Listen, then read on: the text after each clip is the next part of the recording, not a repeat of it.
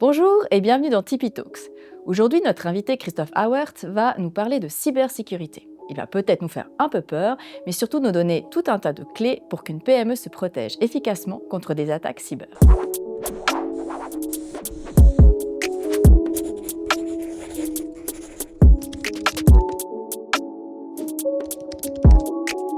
Chargé de cours à l'Université de Lausanne, tu es aussi cofondateur de l'association à but non lucratif CyberSafe et tu as à cœur d'aller ouvrir un petit peu la boîte noire pour sortir des aspects techniques et amener une vulgarisation en lien avec la cybersécurité. Christophe Auwert, bonjour. Bonjour. Alors, première question. Comment on passe de Sciences Po à cybersécurité? Alors dans le cadre de mon travail de doctorat, en fait, j'ai travaillé pas mal sur tout ce qui était, normes, dites techniques, hein, finalement, toutes ces exigences qui sont posées par des acteurs qui sont non étatiques et puis l'idée, c'était de se dire, voilà, en matière de cybersécurité, il y a des besoins aujourd'hui, on le savait. On savait que c'était une thématique qui allait toujours prendre en importance, que beaucoup de PME, finalement, n'ont pas les ressources en interne et puis la création d'un label, finalement, permettait d'amener une sécurité supplémentaire à ces PME et puis moi, évidemment, j'ai surtout contribué sur cet aspect de, voilà, comment est-ce qu'on fait un label, comment est-ce qu'on peut travailler pour favoriser son adoption auprès de tout un ensemble d'acteurs, finalement, qui n'ont pas participé à la définition des exigences ni au montage de l'association. Donc, c'était vraiment ma valeur ajoutée et c'est comme ça que je suis arrivé, finalement, dans ce monde de la cybersécurité. Alors, cybersécurité, parlons-en, c'est quoi? Alors, la cybersécurité, il y a un acronyme assez simple, finalement, pour voir ce que c'est que la cybersécurité, c'est la CIA. La cybersécurité, ça concerne d'une part la confidentialité, le C, confidentialité des données, l'intégrité, c'est-à-dire le fait que les gens ne puissent pas venir accéder à vos données et les changer à votre insu, typiquement un numéro de compte, et puis en anglais, availability, l'accessibilité ou plutôt la disponibilité, hein, en bon français, c'est le fait de pouvoir accéder à ces systèmes d'information en tout temps. Et puis finalement, la cybersécurité porte sur ces trois volets-là, il s'agit de protéger la confidentialité, l'intégrité et la disponibilité des données et puis des systèmes d'information qui aujourd'hui ont un rôle central dans la plupart des PME et des entreprises. D'accord. Mais alors justement, c'est une grosse multinationale, je vois bien l'enjeu. Mais si maintenant, j'ai une toute petite PME, on est peut-être 5 collaborateurs, on est peut-être dans des aspects très, je sais pas, je suis chauffagiste par exemple. Tout le monde se moque, s'en moque de mes Alors, données. Alors déjà, qu'est-ce que c'est une donnée? Mais enfin, ça les oui. concerne aussi? Enfin, ça me Alors oui, concerne ça aussi? les concerne et ça, je pense que c'est deux mythes auxquels il faudrait réussir à tordre le cou. Le premier, c'est personne ne s'intéresse à moi. D'accord. Et le deuxième, c'est mes données n'ont pas de valeur. Mmh. Pourquoi? Parce qu'aujourd'hui, la cybercriminalité, finalement, c'est quelque chose de transnational, c'est une criminalité organisée. Évidemment, on a souvent cette image du hacker avec sa capuche noire, seul chez lui devant un Mmh. ordinateur.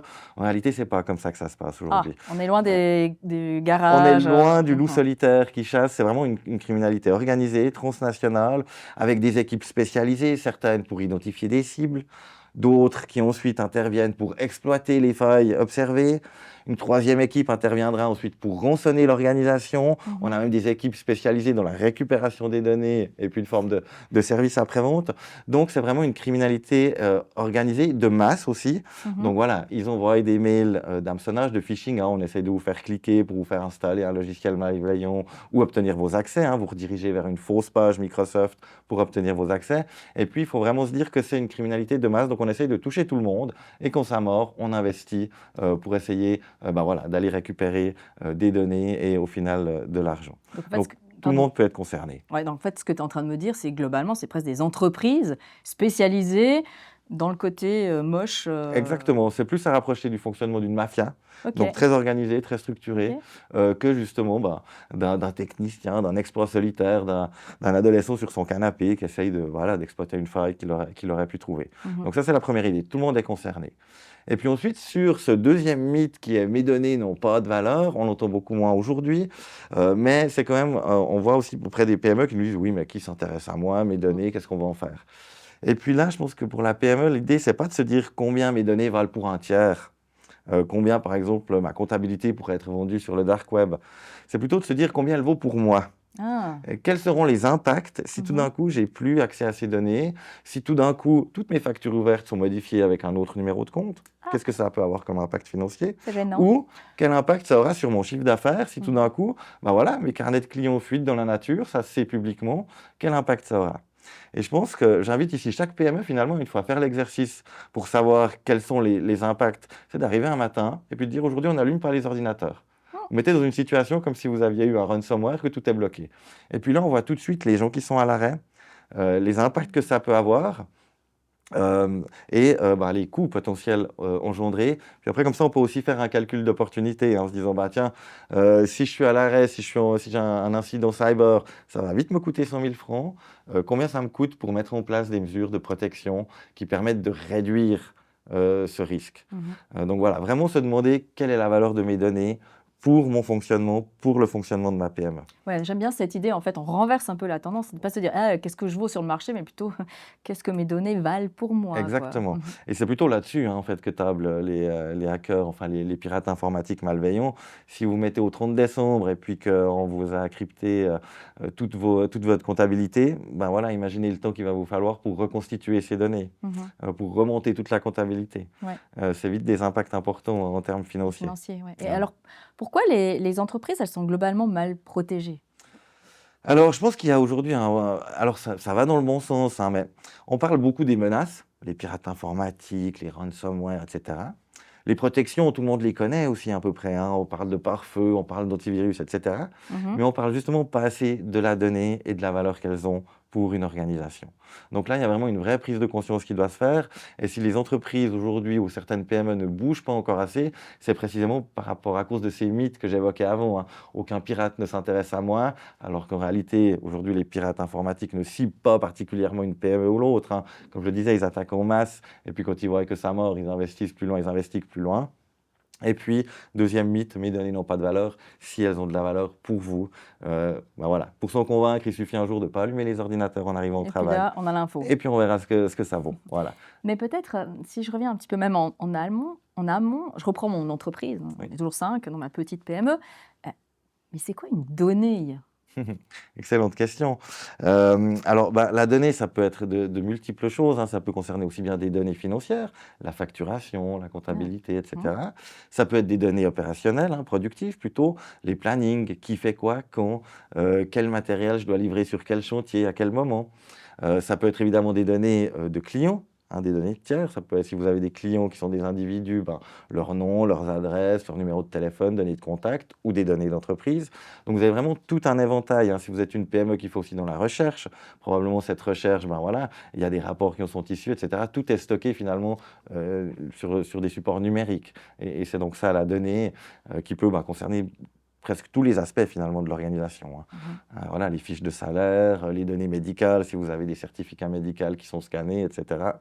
Tout ça, ça fait partie de la donnée. Ouais. Donc ça peut aussi bien concerner votre entreprise et vos clients que des données personnelles de à des tiers. Il suffit de perdre une fois son téléphone et puis on a compris ce que c'était une donnée, quoi, en Voilà, gros. exactement, voilà. D'accord. Mais alors, quels sont, les enjeux pour les entreprises? Alors aujourd'hui, il faut bien comprendre que l'enjeu de la cybersécurité, c'est pas un enjeu informatique, hein. OK, C'est un enjeu opérationnel, c'est un enjeu business. d'accord. C'est-à-dire que si, une entreprise aujourd'hui a un ransomware ou un cyberincident, c'est pas uniquement l'informatique qui est embêtée, c'est toute l'organisation souvent qui est à l'arrêt. Mmh. Parce que voilà, vous avez peut-être des machines de production qui sont reliées, à votre réseau informatique, qui peuvent être aussi à l'arrêt. Vous avez tous les plannings, voilà, qui sont plus accessibles, les facturations, enfin bref, toute la création de valeur ajoutée souvent implique des moyens informatiques. Et donc un des gros enjeux, hein, c'est de préserver cette création de valeur au sein de la PME et donc voilà, de mettre en place des mesures pour se protéger de cette Mmh mh. cybercriminalité. Mmh. Bah, c'est clair, ça a un coût, Oui, tu perds de l'argent et ça touche tout le monde, si je résume un peu ce que tu dis. oui, et surtout en fait, c'est un coût, mais il faut aussi voir les bénéfices, hein. Et puis OK. aujourd'hui, je crois que c'est aussi un des freins, c'est-à-dire que pour beaucoup d'organisations, on appréhende la cybersécurité uniquement comme un coût. Mmh. Je pense que toutes les organisations qui ont subi un cyberincident, ont bien compris que la cybersécurité, c'était un investissement, c'était pas uniquement un coût. Je pense que pour prendre un exemple, on peut s'appuyer sur ce qui se fait en termes de santé et de sécurité au travail. OK. Typiquement, les casques de protection sur les chantiers. Alors oui, ça a un coût d'acheter le casque. Maintenant, il faut mettre en comparaison ce coût de l'achat d'un casque avec le coût s'il y a un accident. Ouais, la protection de la tête, c'est pas mal quand Ben même. voilà, Ouais. il va falloir retrouver, bah, alors déjà, il y a des coûts, hein, en termes de santé et cetera, mais après il va falloir retrouver un employé, engager quelqu'un pour faire le travail de la personne qui est en arrêt maladie pendant 6 mois et puis au final, on se rend compte que, ben, le casque à 100 francs, c'était un investissement, C'était c'était pas bien. un coût et il en va de la même chose en cybersécurité. C'est un coût au début, mais en effet, ça amène beaucoup de bénéfices et si on fait un calcul justement d'opportunité, hein, on se rend vite compte que les 5 collaborateurs qui sont à l'arrêt pendant 3 jours, ils vont vous coûter beaucoup plus cher qu'un bon système de sauvegarde qui permet justement bah, de réduire les impacts en cas de cyberincident. Donc en fait, le plus simple, c'est de se dire: C'est juste quelque chose qui est normal, ça devrait faire partie du fonctionnement standard de l'entreprise et ça devrait Exactement. même pas être une question, en fait». Exactement, oui, ça ne devrait même pas être une question. OK. C'est vraiment quelque chose à mettre sur la table, mais pour ça, bah, il faut qu'il y ait quelqu'un qui ait cette sensibilité dans l'entreprise, dans la PME. Pas nécessairement qu'il soit un ingénieur, hein, Mmh. mais qui ait la responsabilité de traiter de cette thématique, de la cybersécurité, qui mette ça sur la table pour dire, bah, voilà, on en est où, on fait quoi. D'accord. Bah, justement, on fait quoi? Et comment on s'y prend alors Ouais. dans cette, cybersécurité? Alors, pour faire face, hein, aux risques cyber, finalement, il y a 3 grands piliers sur lesquels travailler. OK. Le premier, qui est le plus intuitif, c'est le côté technique, infrastructure. Mmh. Donc c'est des pare-feux, c'est des antivirus et cetera. Maintenant, il y en a un deuxième qui est extrêmement important, c'est aussi l'organisation, les mesures organisationnelles. OK. Typiquement, de se dire, ben voilà, qui a accès à quelles données, au sein de l'organisation? Est-ce que tout le monde doit avoir accès à tous les répertoires et Mmh. sous-dossiers ou pas? Quelle est notre politique en matière de sauvegarde? Quelle est la politique de mot de passe? Est-ce qu'on laisse les utilisateurs mettre des mots de passe de 4 caractères? Du chat, du chien, le nom du Voilà, chat, du chien des soleil 1, enfants, 2, ouais. 3. Mmh. Je suis sûr qu'il y a certains auditeurs qui vont rigoler parce que c'est un mot de passe finalement assez courant. Moi, j'ai mis Donc ciel. voilà. Donc il y a vraiment tout ce pilier de mesures organisationnelles et puis ensuite, il y a l'humain aussi. L'humain, donc c'est la sensibilisation. Ça peut tous nous arriver, hein, de cliquer, de se faire avoir. L'important aujourd'hui, bah, c'est justement de savoir comment réagir si on fait une erreur. Mmh. Et puis typiquement, hein, là, ça retombe aussi un peu sur le côté ressources humaines, mais il y a la charte utilisateur qui est extrêmement importante. Pendant longtemps, c'était des chartes qui visaient essentiellement à, voilà, à restreindre l'usage qu'on avait d'Internet et puis à nous taper sur les doigts si on allait sur des sites un peu moralement répréhensibles. Aujourd'hui, je pense que la charte utilisateur doit être utilisée aussi pour libérer la parole. Dire, écoutez, si vous faites une bêtise, si vous n'êtes pas sûr, parlez-en. Venez nous le dire tout de suite. Parce que voilà, dans tous les cas de hacking, il y a souvent des signes avant-coureurs, hein, qu'il y a quelque chose qui ne fonctionne pas normalement. Comme quoi, par exemple? Ben, typiquement des alertes antivirus. Alors, Ah, l'alerte OK. antivirus, Mmh. ça, c'est l'exemple typique. Moi, avant d'être dans la cybersécurité, quand j'avais une alerte antivirus, hein, sur mon ordinateur, je me disais, bah, très bien, l'antivirus a fait son travail, on clique sur la croix, on ferme. Mmh. En réalité, ce comportement, c'est à peu près comme si vous aviez une alarme incendie dans la maison, qu'elle sonne, vous dites, ah, Ah! bah, c'est bien, l'alarme a fait son travail, elle a vu qu'il y avait un incendie, vous allez éteindre l'alarme et vous retournez vous coucher. Ah! Non, en général, vous allez regarder qu'il n'y a pas le feu quelque part. Et ben, c'est la même chose avec l'antivirus. Quand une alarme sonne, il faudrait investiguer, comprendre pourquoi est-ce qu'elle a sonné, est-ce qu'il y a une attaque, et puis ça, c'est tous des signaux qui permettent de voir qu'il y a quelque chose qui est en train de se passer et d'intervenir avant que ce soit trop tard. Mmh. En fait, il y a un gros boulot de formation des collaborateurs, si j'entends Il bien. y a un gros boulot de formation des collaborateurs, de sensibilisation.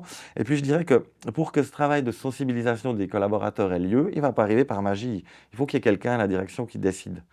Il faut qu'il y ait quelqu'un qui prenne justement le dossier en main, qui le mette sur la table et qui dise voilà, maintenant on fait quelque chose, on regarde quels sont nos risques, quels sont les impacts en cas de cyberincident, et puis qu'on mette en place des mesures, soit pour réduire l'impact en cas de cyberincident, ou pour réduire la probabilité que ça arrive, et la sensibilisation des collaborateurs, hein.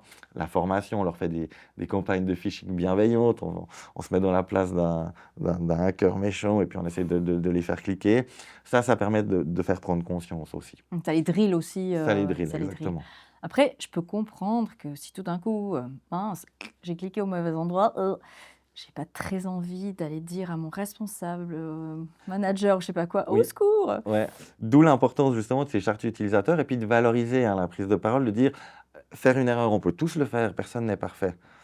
Donc annoncez-le, parlez-en, c'est une bonne pratique parce que peut-être que le clic que vous avez fait, votre collègue à gauche de vous, il a reçu exactement le même email. Si vous lui dites, ben, il ne fera pas la même erreur. Mhm. Et donc, en parler, c'est essentiel aujourd'hui. Vraiment libérer la parole et puis pas voir ça comme quelque chose de honteux, quoi. Ça Mhm. peut tous nous arriver. Nous, on fait des campagnes justement de phishing amical et puis on remarque que la direction ne sont pas forcément les derniers à cliquer non plus. Mhm. Donc voilà, mettons le sujet sur la table, parlons-en, c'est bénéfique pour tout le monde. Mhm. Donc on va Voilà, éviter les coups de bâton, et puis on voilà, va plutôt faire de la exactement. sensibilisation, si j'entends. Exactement, la sensibilisation et puis vraiment féliciter plutôt le collaborateur qui vient vous dire qu'il a fait une bêtise. Mhm. Parce que s'il met ça sous le tapis et puis qu'après il y a un incident, bah, tôt ou tard on va savoir Ça- d'où c'est venu. Donc ça C'est va comme le revenir. feu, hein, à un moment donné, on saura Voilà, où est-ce que se exactement. trouve le feu. Ouais. D'accord. Et puis c'est quoi les failles un peu les plus courantes? Alors là aussi, hein, alors, on voit souvent des failles au niveau technique, c'est les mises à jour typiquement Ok. des systèmes. Alors non seulement des softwares, hein, des logiciels, mais aussi du matériel. Voilà, on oublie qu'on avait tel ordinateur qui est dans telle salle pour le stagiaire et puis qui n'est jamais mis à jour, qui peuvent représenter donc Ah. des portes d'entrée, hein.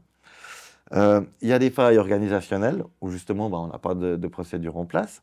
On a typiquement aujourd'hui, il faudrait se poser la question d'une cellule de gestion de crise. Si un jour j'ai un cyberincident, qu'est-ce qu'on fait?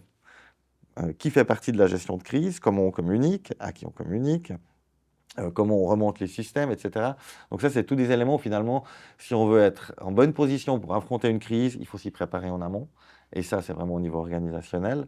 Et puis au niveau des failles, enfin, je dirais humaines, bah, c'est l'absence de sensibilisation.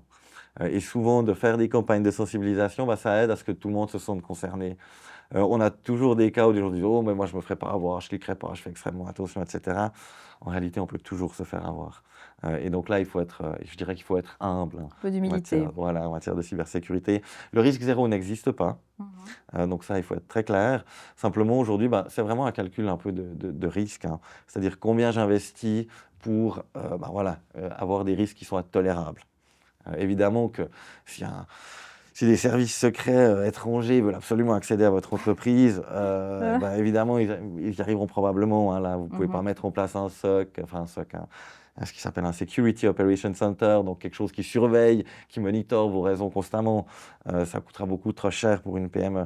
Par contre, mettre en place des mesures de base, typiquement la sauvegarde, une sauvegarde hein, donc en différents formats qui est aussi hors ligne, ben, ça permettra de réduire considérablement les impacts en cas de pépin. Mhm. Donc en fait, on essaye de faire au mieux, sachant que le risque zéro n'existe pas. Voilà. Donc on sensibilise et en même temps, on se prépare à la gestion de cette crise parce que ça peut arriver, quoi. Voilà, exactement. Donc, on sensibilise les collaborateurs, on met en place des mesures organisationnelles, bah, typiquement la gestion de crise, et puis on s'assure aussi d'avoir son informatique qui est à jour.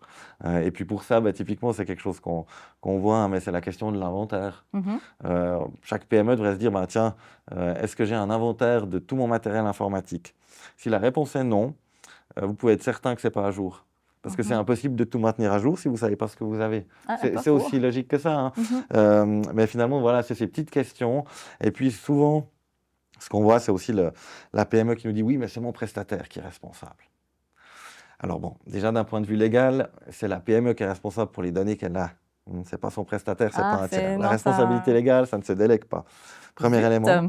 Deuxième élément qu'on remarque souvent, c'est qu'il y a un problème de clarté de qui fait quoi et jusqu'où. Mhm. Parce que souvent, évidemment, c'est pour des raisons historiques, mais une PME a commencé, ben voilà, elle a délégué à Pierre-Paul Ouja, qui s'y connaissait un peu en informatique, la mise en place de son infrastructure. Et puis les années ont évolué, les deux entreprises ont grandi, etc. Mais on se retrouve toujours avec des contrats relativement simples, qui sont des fois sur, voilà, une page, voilà, je m'occupe de ton informatique, 7 ans, etc. Et aujourd'hui, ce qui est important, bah, c'est de savoir qu'est-ce qu'il fait jusqu'où.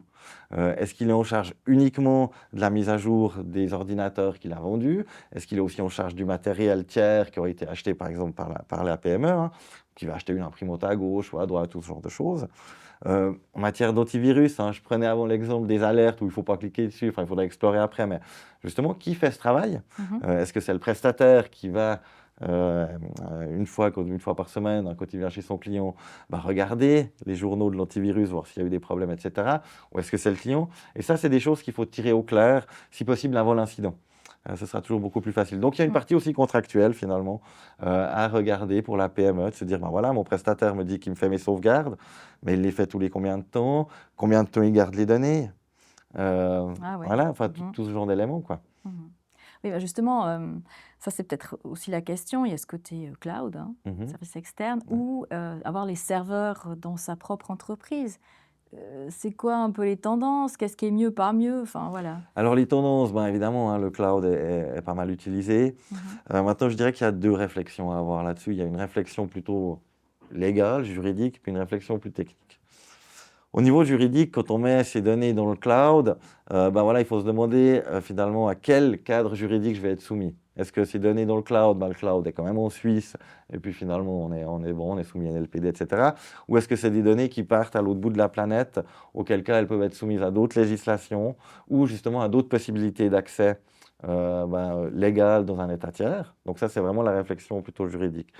Puis après, il y a la réflexion technique, de se dire, ben voilà, est-ce que mes données sont plus sécurisées sur mon serveur qui se trouve peut-être dans la salle de pause ou dans un endroit qui n'est pas sécurisé, pas sous clé, et Ah, cetera, pas sans pensé. équipe hein, pour en Mmh. assurer la maintenance, ou est-ce que finalement les gens de chez Google et de chez Microsoft sont assez compétents en matière de sécurité et puis vont mieux sécuriser Assurer ces son données, mmh. voilà. Donc, je dirais que pour une petite PME, si on prend l'exemple de la PME avec 5 collaborateurs, qui n'a probablement pas de service informatique, Sans doute pas. avoir un serveur en propre, c'est souvent assez risqué. Mmh. Parce que voilà, on sait très bien qu'après 6 mois, il n'aura pas été mis à jour, il n'est pas forcément mis sous clé, les accès ne sont pas forcément contrôlés. Autre chose à faire, Voilà, et dans ah, ce mmh. moment-là, bah, travailler avec un prestataire de qualité, si possible, bah, voilà, laisser ces données, si on utilise un cloud, s'assurer qu'elles soient stockées quand même en Suisse ou en Europe, c'est quand même une plus grande sécurité que voilà, d'aller les stocker outre-Atlantique. Mmh. Alors justement, si je reprends ma petite entreprise très pragmatique, on va dire ça comme ça, j'aime bien les caisses à outils.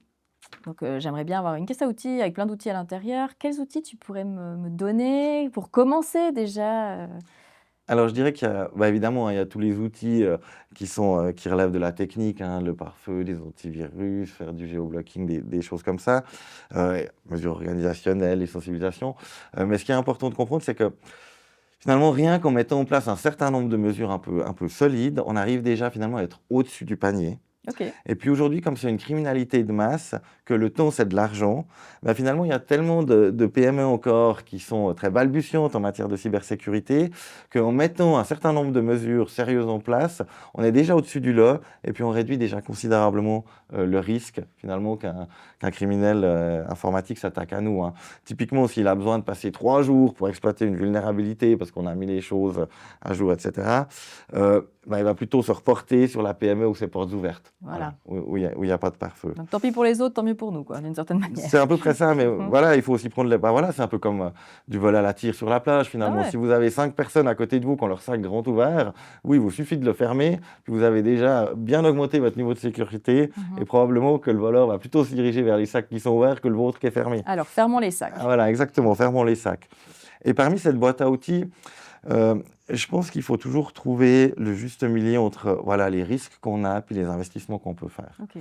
Donc la première étape, c'est déjà d'évaluer ces risques. Alors évidemment, c'est pas évident à faire, mais le cyber-risque n'est non plus pas inaccessible pour la PME. C'est un exercice assez simple qui peut être fait en se disant: «Qu'est-ce que j'ai comme type de données?» Souvent, vous aurez des types de données financières, de production, de la compta, un peu de recherche. Et puis, pour chacun de ces types de données, de se poser la question suivante. Combien ça va me coûter s'il y a une fuite? Donc, s'il y a une perte de confidentialité. Mmh.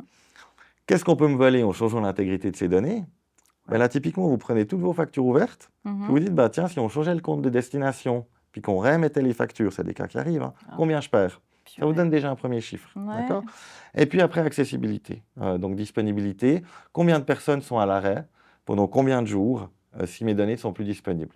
Puis ça vous donne déjà un premier montant du risque. Combien ça pourrait vous Mmh. coûter en francs suisses donc, hein, en cas de cyberincident? Et ça vous permet, bah, voilà, déjà de prendre une décision, de savoir combien investir. Et puis après, pour aller plus loin dans la caisse à outils, bah, évidemment, il y a toute une palette de solutions techniques, mais je pense que une chose difficile, hein, en cyber, c'est d'avoir une approche holistique d'ensemble. C'est-à-dire de ne pas se concentrer uniquement sur le pare-feu ou l'antivirus, mais de voir tous les éléments qui font de la cybersécurité, c'est-à-dire aussi bien infrastructure technique, hein, que mesures organisationnelles, que le côté sensibilisation. Et puis pour ça, bah, typiquement, hein, le label CyberSafe met à disposition un questionnaire en ligne, alors qu'il est gratuit pour le coup, mais qui permet déjà de passer en revue ces différents points et puis de savoir où on en est. Et puis quand on n'a pas de réponse à l'une ou l'autre des questions, ce qui peut arriver, hein, durée de rétention de vos sauvegardes, est-ce que vos données sont chiffrées, hein, quand vous transmettez votre comptabilité à votre fiduciaire, est-ce que vous faites ça, c'est un fichier Excel que vous envoyez par email, ou est-ce que c'est chiffré, etc. D'accord. Et donc ça, c'est tous des éléments qu'il faut d'abord prendre en compte, donc mettre à plat, hein, faire un état des lieux de quels sont mes risques et puis où j'en suis en matière de protection. Donc ton guide, en fait, te permet un peu de faire une espèce de checklist, Voilà, de dire: «Ah tiens, ouh, j'avais pas pensé à ça, zut!» et puis exactement. pouvoir en tout cas amener la réflexion, de te dire: «Bon, j'en suis où, quoi?» Oui, oui, oui, et puis ce qu'on constate, c'est qu'il y a souvent justement, mais c'est peut-être aussi un des freins, hein, de la cybersécurité, cette vision cybersécurité égale technique égale IT. D'accord? Ouais. Et ça, tant qu'on a cette vision, évidemment, on se dit, moi, je suis pas ingénieur, je suis pas technicien, donc c'est pas pour moi. Ça m'intéresse pas. Voilà. Enfin, voilà. Quand on commence à voir la cybersécurité comme enjeu opérationnel, risque business, là, on peut commencer justement à aller voir les différents éléments, aussi bien au niveau des ressources humaines, des gestions des accès. Le nombre de fois où on voit, voilà, on avait un stagiaire il y a 6 mois, il est parti maintenant il y a 2 mois, mais les accès sont toujours valables. Donc en fait, vous avez quelqu'un dans la nature qui se promène avec des accès valables pour votre entreprise. Et puis souvent, c'est stagiaire 1 avec un mot de passe à peu près similaire. Soleil 1, 2, 3 Donc toujours. voilà, exactement. Mhm. Et ça, je pense qu'il y a aussi un rôle, hein, pour les RH là-dedans, typiquement de gérer ces accès, les ouvertures, les fermetures, ou de s'assurer que c'est bien fait, de gérer aussi non seulement donc l'accès au système en général, mais les accès aux données après derrière. Comme je le disais avant, est-ce que tout le monde a besoin d'avoir accès à toutes les données? Non, en général. Et donc de travailler selon le principe des moindres privilèges. C'est-à-dire, je donne le moins de privilèges possible aux utilisateurs. Pourquoi? Bien parce que quand un pirate informatique vous attaque, il va essayer d'obtenir les accès d'un utilisateur. Et puis, plus l'utilisateur en question aura d'accès, plus ce sera facile pour le pirate finalement de remonter dans l'organisation pour vous bloquer. Mais tu sais, ça me fait penser à une chose.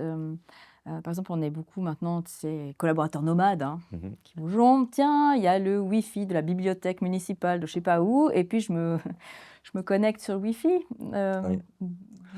Fausse bonne idée, mauvaise, super pas bonne idée. Alors, déjà, ça dépend un peu des Wi-Fi, hein, et puis de où on se trouve. Est-ce que je suis dans un hôtel à l'étranger, ou est-ce qu'au contraire, je sais pas, je suis à l'université de Lausanne, et puis on sait que c'est plus ou moins, voilà, que les Un peu données, plus que c'est sécure, pas ouais. filtré derrière, etc. Même s'il y a toujours des possibilités. Je crois que l'enjeu aujourd'hui avec le travail, le télétravail, hein, ou bien le fait qu'on se déplace tous avec des ordinateurs, c'est plutôt sur les données qui sont stockées sur ces supports mobiles. Ok. C'est-à-dire que combien de fois on est dans le train, puis on voit quelqu'un qui va aux toilettes, qui laisse son portable ouvert, etc. Là, vous donnez un accès, voie royale, Sac open ouvert sur bar, la aux plage. données. Voilà. Toujours. Et donc, nous, ce qu'on demande en général, typiquement, c'est une des exigences du label, hein, c'est que les données qui sont stockées sur des supports mobiles, que ce soit des PC, des téléphones, etc., soient cryptées. Si c'est des données d'entreprise, c'est-à-dire que quand l'ordinateur est verrouillé, on ne peut pas y accéder, simplement elles ne sont pas en clair. Voilà. Donc ça, c'est une des premières mesures. Après, évidemment, il y a toutes les mesures aussi d'authentification forte, hein, comme on le dit, de double authentification. Oui, tu pourrais expliquer ce que c'est la Oui. double authentification, Alors, s'il te plaît? c'est typiquement quand vous vous loguez quelque part, quand vous allez vous accéder à vos mails, vous mettez votre nom d'utilisateur, votre mot de passe. Quand vous n'avez pas de double authentification, souvent, vous arrivez directement à vos mails. Ok. Par contre, une double authentification, ça fait qu'il faut un second appareil, souvent, un téléphone ou d'autres éléments, sur lequel vous recevez un code que vous devez rentrer encore après. D'accord. en Ah plus, ouais, donc il y a finalement. un filtrage, si je puis dire. Voilà, Ou voilà. exactement. Ouais. Ça fait que si quelqu'un vous volait vos données d'accès, alors, ok, il irait, il essaierait de se loguer sur son mail ou sur votre email, mais après, il ne recevra pas le SMS avec le code supplémentaire. C'est vous qui le recevez, et donc, c'est une sécurité supplémentaire qui est aujourd'hui une bonne pratique, hein, qui est recommandée par tous les acteurs, notamment aussi le Centre national cybersécurité. D'accord. Et c'est aussi pour ça qu'il faut changer un maximum de fois les mots de passe, qu'il ne faut pas toujours avoir le même mot de passe pour tout, enfin ce genre de Alors, choses. ouais, alors les mots de passe, vous avez à peu près autant d'ingénieurs que de politiques de mots de passe D'accord. recommandés. Ah, oh. Il y a quand même certains éléments sur lesquels ils s'accordent, c'est qu'aujourd'hui, il faut une certaine longueur de mot de passe, Ok. minimum Ouais. 12 caractères. Alors, en ce soleil 1, moment. 2, 3, ça ne marche pas. Non. Et puis une Zut. certaine complexité, Mhm. c'est-à-dire majuscules, minuscules, des chiffres, des caractères spéciaux. Ok. Nous, ce qu'on recommande, qui est une bonne chose finalement, c'est la phrase de passe. Ok. C'est-à-dire que plutôt que de se remémoriser un mot de passe avec X8, 4 majuscules, hein, vous avez minuscules, déjà, voilà, arrobas, je ne sais pas exactement. quoi. Eh Ouais. bien, c'est de faire une phrase. Je m'appelle Christophe Auerté, j'ai 3 enfants. Hein, en l'occurrence, j'ai pas 3 enfants.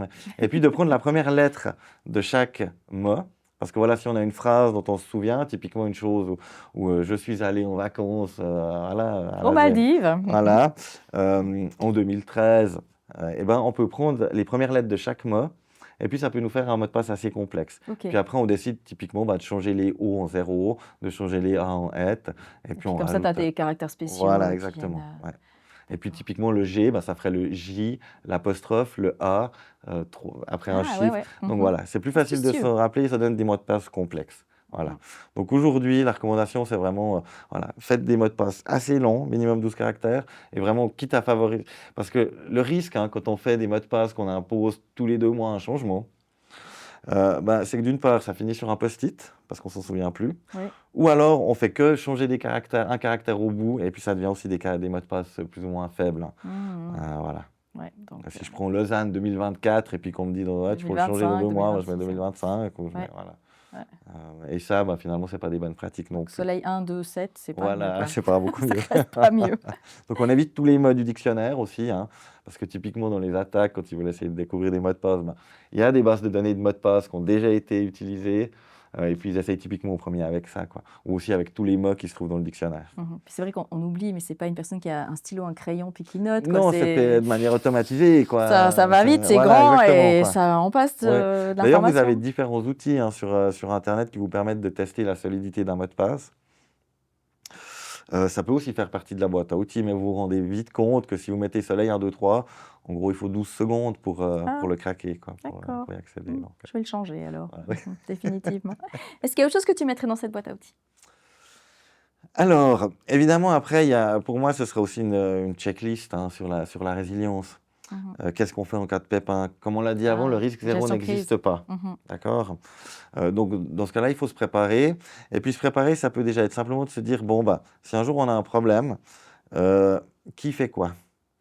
Donc, il faudra probablement le responsable d'entreprise, le directeur, mais il faudra aussi des gens qui ont une très bonne connaissance finalement de l'opérationnel, parce qu'il faut trouver des moyens finalement de continuer l'activité sans l'informatique. Donc voilà, se poser la question de qui ferait partie de cette équipe de crise, ça je pense que c'est aussi quelque chose d'important. Et puis de dire, ben voilà, comment je remonterai mes systèmes. Ça ne doit pas forcément être toujours réglé comme du papier à musique, hein, parce que finalement, Bah, c'est seulement une fois qu'on le fait concrètement qu'on le sait. Mais s'il y a l'un ou l'autre des dirigeants qui aimerait voir comment ça se passerait, ben, vous allez acheter un ordinateur, vous allez dans la forêt, puis vous dites, OK, bon, maintenant j'ai cet ordinateur et puis je dois tout remonter mon entreprise. Je commence par quoi? à part pleurer, Ouais, donc. ouais, alors par pleurer, à puis une part fois que j'ai pleurer. fini de pleurer, parce qu'en Mhm. général, il n'y a pas tellement le temps de pleurer hein, dans ce genre de cas, qu'est-ce que je fais, quoi? Ouais. Est-ce que je commence par les emails? Quelles sont les choses qu'il faut mettre avant, etc. Donc voilà, ça, je pense que c'est un élément important dans la boîte à outils. Tout ce qui est inventaire hein, aussi. Être Ah sûr oui, d'avoir un inventaire Mhm. justement de son matériel. Avoir aussi peut-être un inventaire des données hein, aujourd'hui. Ah ouais. Typiquement, de se dire quel type de données j'ai, où elles sont stockées, est-ce qu'elles sont chiffrées, notamment avec les exigences de la loi sur la protection des données, hein, en Suisse où il doit y avoir souvent un registre de traitement pour savoir ce qu'on fait de la donnée. Ben, une des premières étapes, c'est déjà de les identifier, et puis après de savoir voilà, où est-ce qu'elles sont stockées, comment elles sont sauvegardées, qui a accès à quoi. Ça, pour moi, c'est des éléments qui feraient partie de la boîte à outils. Avec le label CyberSafe, hein, quand on va évaluer une organisation, on leur donne toujours aussi un certain nombre hein, de documents qui peuvent servir justement à créer une charte utilisateur, à créer un inventaire des données, à créer un plan de reprise, justement pour faciliter le travail. Maintenant, il faut toujours se méfier hein, avec ces formulaires, c'est que les gens, c'est pas des repose-cerveau hein, finalement. Mhm. Chaque entreprise est unique, et puis il faut réfléchir aux problématiques propres à son organisation Mhm. Ouais. pour bien se préparer. Donc, se poser, se préparer, Voilà. réfléchir et Exactement. aviser le cas échéant. Oui, mais voilà, parmi cet état des lieux, hein, je pense que vraiment poser un diagnostic une fois clair, cybersécurité, ben c'est toujours bénéfique. Hein. Mhm. Nous, on le voit quand on va poser ce diagnostic dans les organisations, on fait un scan de vulnérabilité. Donc pour scanner finalement tous les appareils, voir si c'est à jour, etc. Je pense que dans 95% des cas, il y a du rouge, donc des choses qui ne sont pas à jour. Et quand je dis du rouge, c'est que c'est des failles qui sont exploitables assez Du facilement. rouge clignotant, Du rouge bien clignotant, rouge, quoi. exactement. Mhm. On remarque aussi toujours des lacunes en matière organisationnelle. Typiquement, ça peut être la gestion des droits d'accès. Ça peut être aussi la gestion des sous-traitants, des contrats qu'on a, et cetera. Et puis, bah, évidemment, quand on fait des campagnes de phishing, il y a toujours aussi du clic, mais ça, je dirais que c'est presque normal. L'essentiel, c'est de voilà, c'est de C'est trouver cet humain. équilibre, hein, aussi entre productivité et cybersécurité. Parce que pour une PME, évidemment, on ne peut pas passer 10 minutes sur chacun des emails pour voir si c'est vraiment bien l'expéditeur, et cetera. Par contre, il y a un certain nombre de bonnes pratiques en cas de doute qu'on peut avoir. Bah, typiquement, regarder quel est l'email de l'expéditeur, placer le curseur de la souris sur un lien pour voir s'il redirige effectivement Sur le bon sur le bon endroit, ouais, endroit. ouais. Et puis, en cas de doute, bah, utiliser un autre canal Mmh. pour voir typiquement si vous recevez une facture de votre opérateur télécom, puis que ça vous paraît bizarre, eh ben, ne cliquez pas sur le lien surtout. Mmh. Vous allez sur le site comme vous allez habituellement de votre opérateur, vous vous loguez comme vous le faites d'habitude, puis vous voyez si vous avez une facture de nom ou pas. Mais vous ne cliquez pas sur le lien de l'email, quoi. Voilà, Donc voilà, utilisez un autre canal pour savoir si c'est bien telle ou telle personne qui vous a envoyé ce message, quoi. d'accord. Ça peut être... Christopher, merci beaucoup. On avait dit qu'on ouvrait la boîte noire et on va refermer les sacs de plage, hein, ça on a bien compris. Merci beaucoup pour toutes ces lumières, hein, par rapport à la Mais avec cybersécurité. grand plaisir. Merci à toi.